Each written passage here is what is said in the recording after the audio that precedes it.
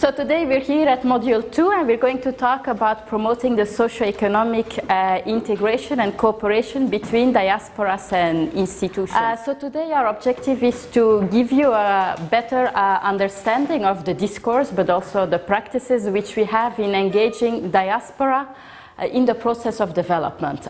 Before we can do this, I think it's important to first discuss what are diaspora. Perhaps some of you refer to yourself as diaspora or to your organization as diaspora organizations or platform, but what exactly does it mean? And then in a second step, we're going to look at what is now the role of diaspora and the civil society in practices to connect migration with development. And then finally, we're going to discuss different strategies of diaspora and civil society engagement in the process of development in countries of origin and destination. Thank you. So basically, we're going to follow this course in 3 steps.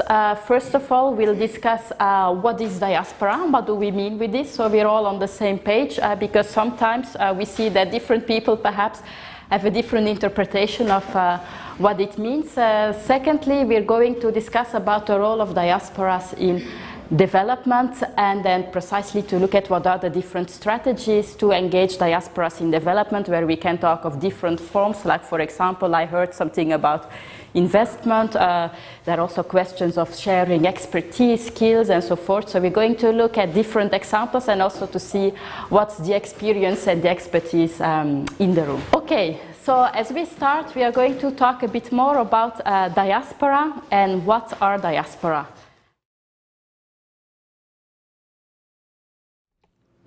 A group dimension, not only migrants for themselves, but they're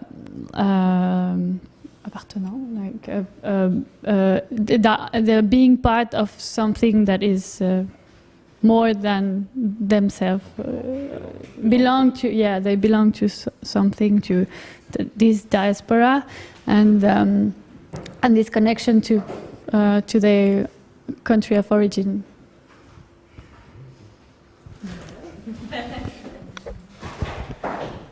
So for me, Joel, as a Burundian citizen living in Switzerland, being a diaspora, it means to Burundian diaspora living in Switzerland.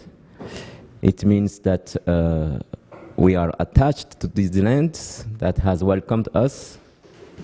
We live with their rules, its rules, and at the same time, we still have a connection with the country we were born, or of origin of our parents. But for Africans in general and the African Union, diaspora is all people of African descent that live outside the continent and that are willing to contribute to its development. For me, diaspora can also be a broader way of seeing the mankind, because we are all originated in Africa. So everybody that is not currently living in Africa is a diaspora. Okay. I'm going to raise my hand. I want to join. Thank you, Joel. I think you said something very interesting. You referred to the definition of the African Union of Diaspora, who's talking about Africans that live outside Africa.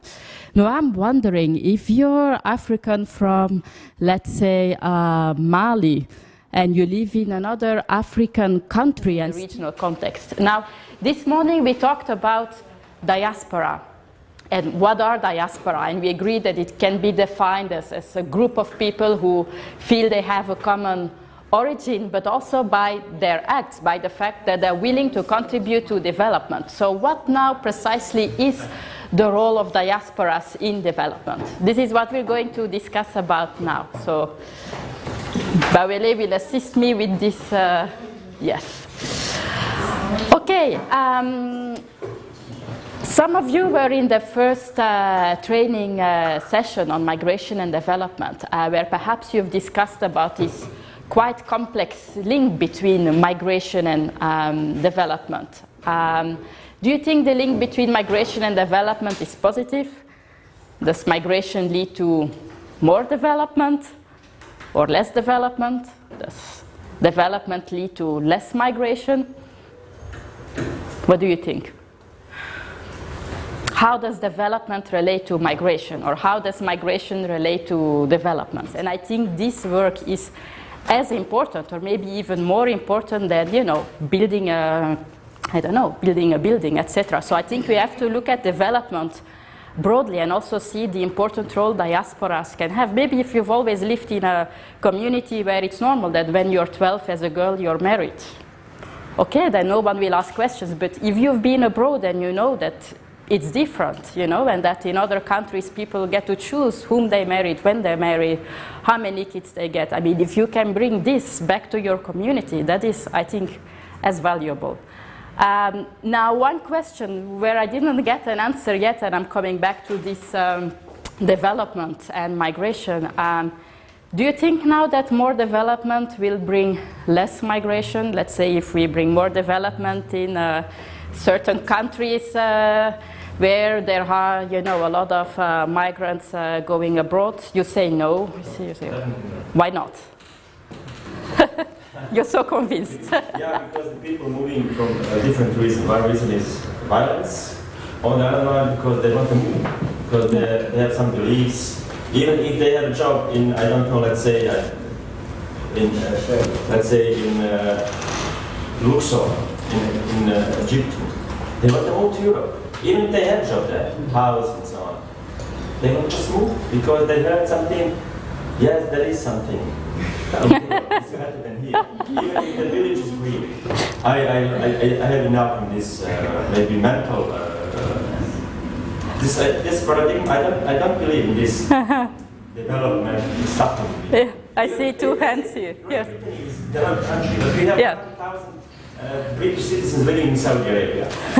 But nobody's speaking about the actually they came in Saudi Arabia, take a job there, and suddenly if the guys from the same country moving to the UK, they are speaking and they want to come here because of jobs and like it's really crazy. And it's always the same dialogue. Maybe, maybe this platform maybe is an opportunity for us to change this. to change a bit the narrative, yes. Maybe we can influence to change exactly this awareness about this issue. Yes, I saw some hands here. I still want to say something. Yes, I need to. Yes, first Joel. Yeah, thank you. Development, I believe, is not about the westernization of Africa or the world, because then it would lead to the same problems we had with the climate change. And if you look at Europe 60, 70 years ago, it was devastated by war everywhere. We had nation states. People were confined between the borders of France, etc. And then, little by little, Europe built the world built. And today, European citizens, they can move and go everywhere all the time, and there is no problem. If you are Italian living in France, you can still vote at European level or local level in France. So I believe development will lead to more migration I would like to say more legal migration. Mm-hmm. Yes. Thank you. Bashir? What I really wanted to say is that a country gets developed. Does it mean that more people will migrate or will they stay? I need us to look at the other aspect of it. Who are we talking about? It depends on the place now again. My country, Nigeria, there's a lot of corruption. Now, it gets developed. Like she said, people go to school and all this and all. I went to school in Nigeria. I went to university in Nigeria. I did computer science, as a course, I never saw a computer till I finished.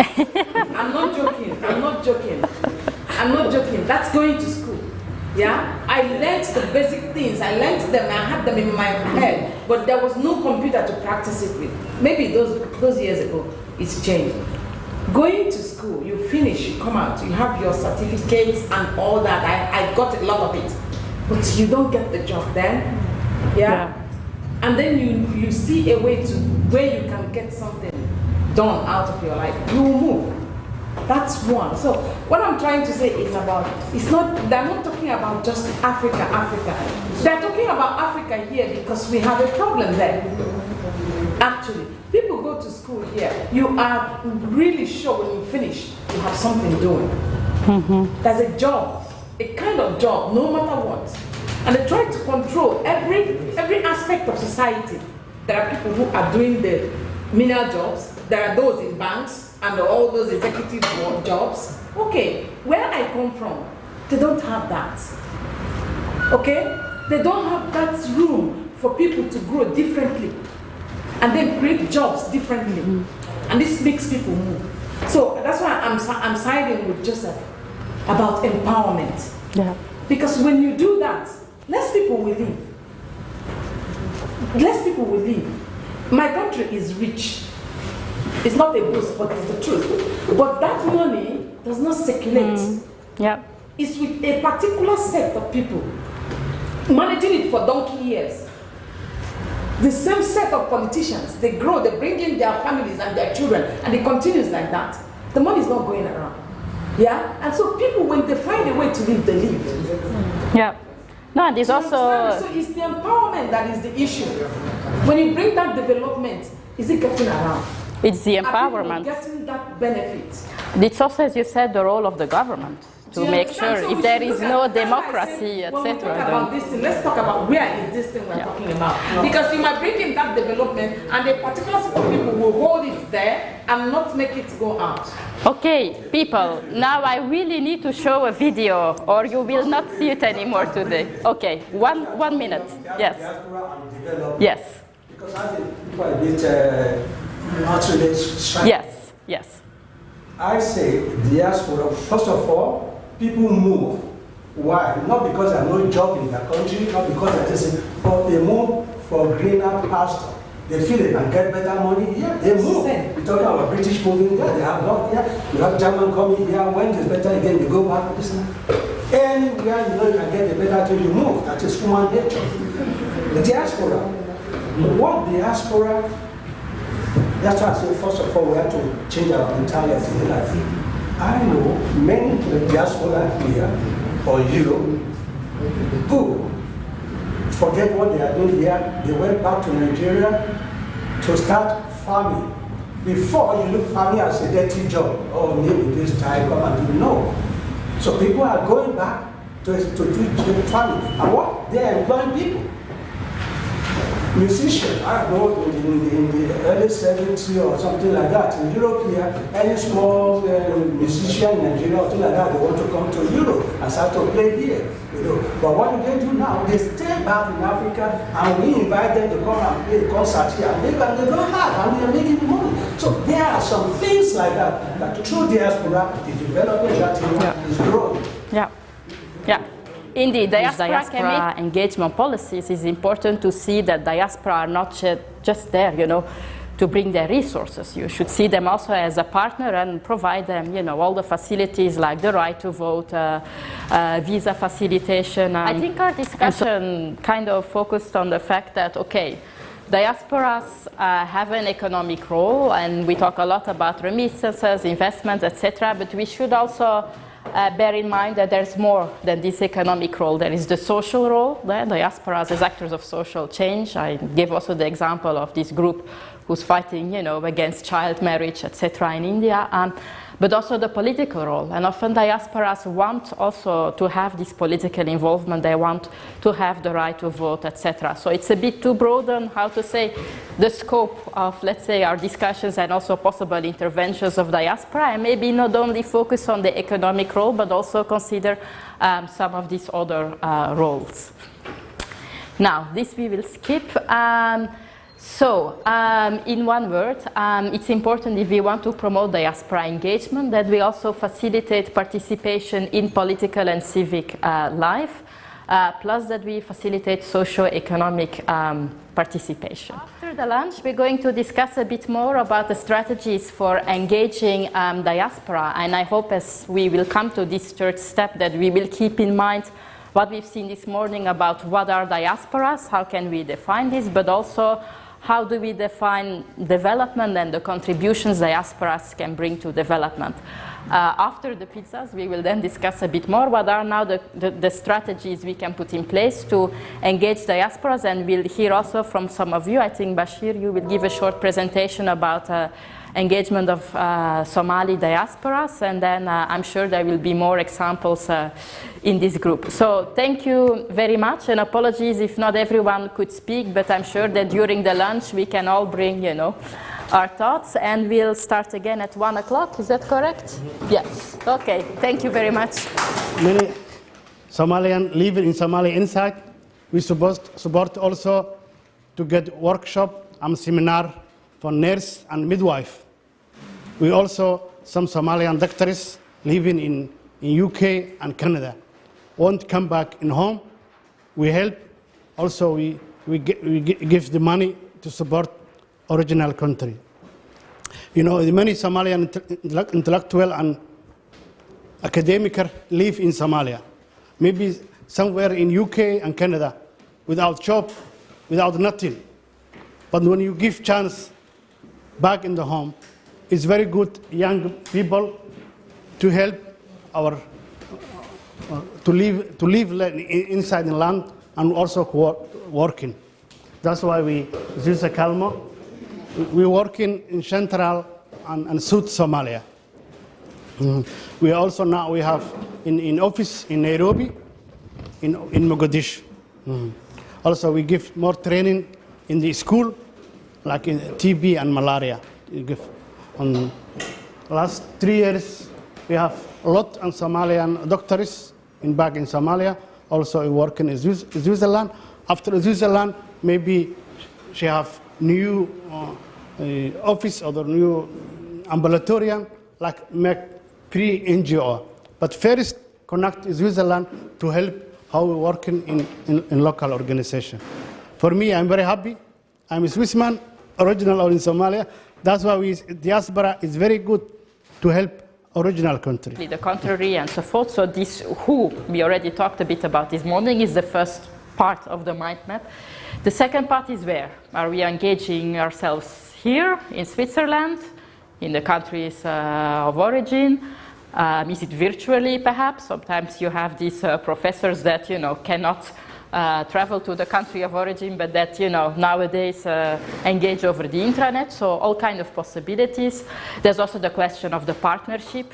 Are we doing it alone? Are we doing it in partnership? Partnership with whom? With the government, with the civil society, with other associations, and so on. There is a question of funding, because for whatever we do, there is also funding needed. What are the funding strategies? Do we get funding from the government, or do we rather get funding from individuals? Are diaspora members who contribute? There are very interesting experiences also in Latin America here. Perhaps you know about this Tres por Uno, where they said that for every $1 a diaspora contributes, the national government puts one, and then the district another one, or something like that. Anyway, ideas about funding, and then we have visibility and communication. And I think, Hamidia, you gave a very good example about the visibility, that this is very important, and when you gain this visibility, already, they have to recognize you also as an actor. And then we have the capacities. What are the capacities that exist? What are, additional capacities needed? So these are all... Let me put it in a very layman English, for help, assistance. I could engage myself with an individual.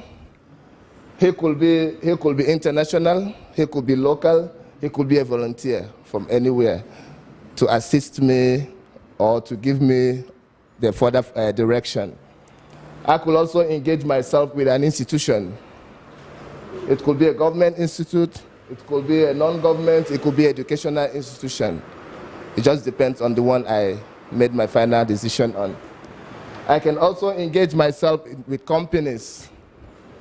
It could be local company, it could be international company. I could be here as a foreigner talking to J&P in America, telling them of my expertise.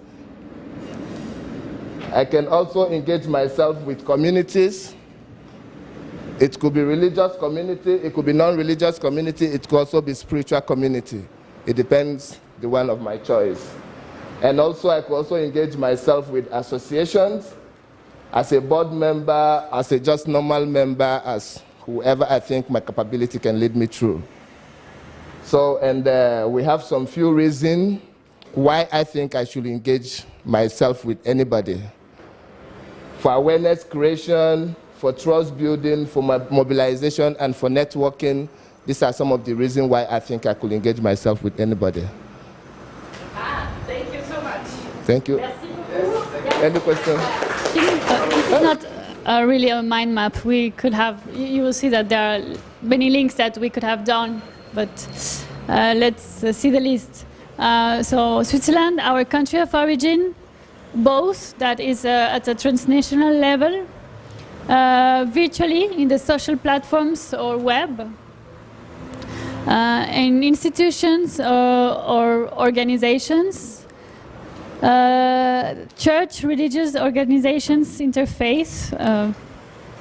Then maybe something that we could put into one of them is international events, sport events, cultural events, educational, or in local events. So then we could put that in our country of origin or Switzerland. In third countries too, not specifically Switzerland or the country of origin, but maybe another country. In specific groups or networks like LGBT groups or researchers, or that can be too at a transnational level, for example, or Switzerland or in the country. And then there was home, but as a family level, not as our country of origin. Hey, thank you very much. It was on the indirectly, directly, individual engagement, collaboration, what kind of partnership. So we follow the order. So we started with individual engagement.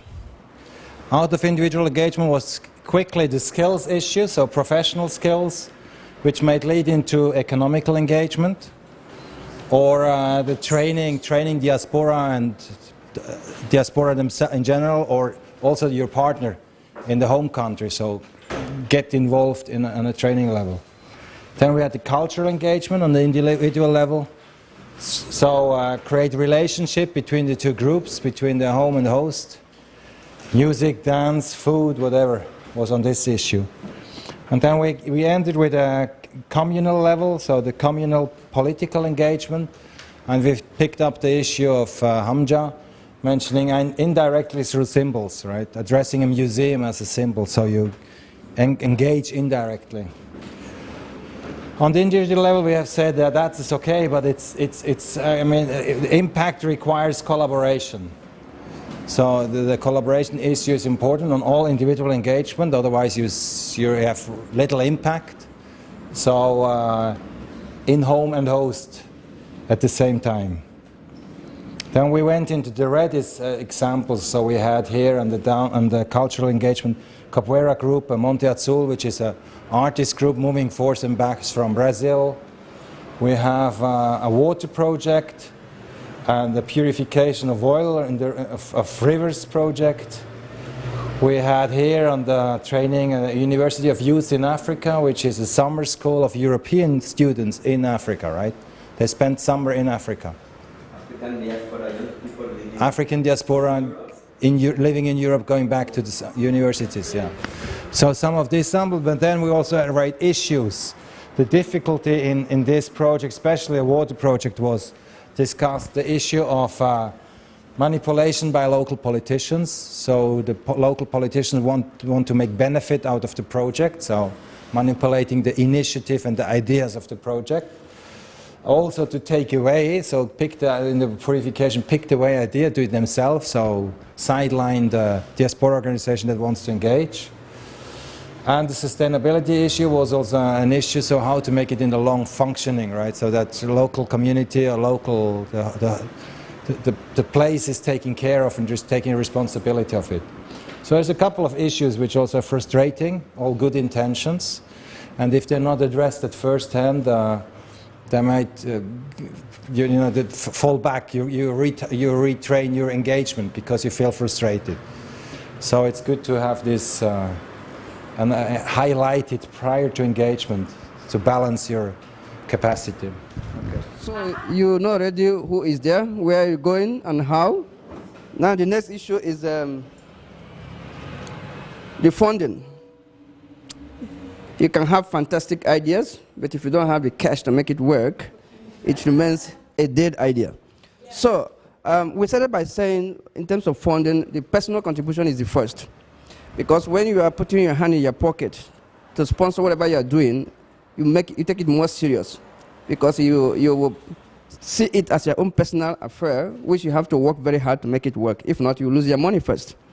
And of course, if you are going to other sponsors, if you're able to show that part of the fund is coming from yourself, it makes your project to be more credible. Then we also look at the possibility of crowdfunding. It's very popular these days. We were discussing about it a bit later, where he mentioned about your project in Sarajevo. It could be part of the process to help move it forward. And then there's also fundraising events where you organize such a social gathering, maybe with food, put a price to it, either the entry and the food and drinks, and from there, whatever that comes out of it can be dedicated to what you are going to do. There's also donations. It's also a very popular, sometimes you see people, they see that it's a project that is ongoing, and they like that project, and they want to be part of people that make impact in the world, and they decide to give some amount of money for it. We also have a situation whereby some rich people, or even not very, very rich people, when they write their will, their testament, they say part of their estate should go for maybe Red Cross or Caritas or whatever, to do a specific thing, either health issue or children issue or women, and so on and so forth. So on the sponsor side, we have different ones, foundations and grants. We have the private sector, we have the government, and mostly from the private sectors, they don't give money free. You have to be able to give them something back to get their money, either publicity or to come to an event to speak about their own campaign and things like that. So there's always a give and take. Government, of course, we know government is the taxpayers' money, so it must be used efficiently and be accounted for. That is very important, because there are issues in the past where people got money, they use it, and there's no accountability. Either the money was wrongly used, or they were just lazy to account for it. And that brings us to the issue of legitimacy of the project owner. When you're applying for funding, the people that want to give money for that funding, they want to see the credibility of the project owner. What has he or she done in the past? Did he account for it? Because once there is a news that money was given and it was not good accounted for, it makes it very difficult for new people to give money. And then when we talk about legitimacy, we talk about building a sound proposal that will show that these people know what they are actually doing. And to be able to make that sound proposal, we also link it to capacity building, because not everybody knows how to write a project. So to be able to do it in a professional way, and that is also where this our platform becomes important, because in the past, many diaspora groups do not have this professionality in putting projects together. And they always, whenever they have to compete with the mainstream NGOs, they don't have chance, because the mainstream NGOs, they have professionals who gets money every month just to do that. So he knows it very well, and he knows what the sponsors are looking for. He's able to bring that inside the proposal. Whereas the diaspora guy, he goes to work and come back, put the children to bed, and 9 o'clock he's tired. he doesn't even know how to make this thing to work. So it becomes more difficult. But with MD platform and other platforms, this is also part of the, for your information, next week we are having a seminar on this, the project design and fundraising. So if you are interested, this is a publicity. So these are the issues, capacity building to be able to make good proposals. So this is it, what we have here. We call it capacity building or things of this nature. We have to think of what exactly is needed in that area, in that country. So in this country, what we think is needed is what we call relevant skills. So you have to decide in country A, maybe you need Greek experts, or because you want poetry, or you need mechanic, or you need IT people, or things of this nature. So we have to look into the relevant skill needed in that place. Also, we have to look at the level of education.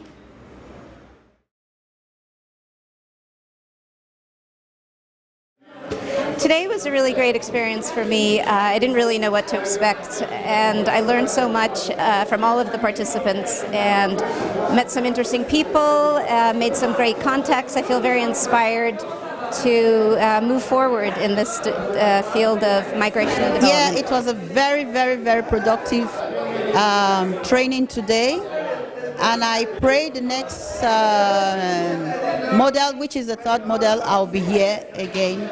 And I would like this kind of training to continue. Thank you, and I thank you. Yeah, what I realized on this module is the definition of diaspora as against of migrant. Many people do not believe that whether you are expatriate here, so long you are outside your own country, that you are as well a diaspora. And I'm very happy that even the presenter of this program, they have different, they can come with a concrete definition of diaspora than somebody coming from another country to the other, which can be also a migrant. Well, also I found out this is very interesting, all what we learn about diaspora. What really strikes me is that among the three major areas of contribution of diaspora to their country, political, social, and economy, we find that many highlight the economic aspect of the diaspora to their country. But for one reason or the other, which may be because of the political tensions in African countries, for example, it made people to comment more or to talk more of political or something political in their country. And because somebody was telling us that because of the crisis in their country, the government of that country was, it took the diaspora as its enemy. That is the diaspora, the one funding crisis against it, which I believe is not correct. And I think the African government should realize this. The diaspora want the good thing for this our country. And when we criticize, we should be able to take criticism wholeheartedly, not with malice in the heart. Thank you. Today training is very successful. We learn a lot about each other. How is diaspora? How diaspora development? I'm very happy today here. We hope the next time in October we also we learn more. A lot of the how is diaspora and development.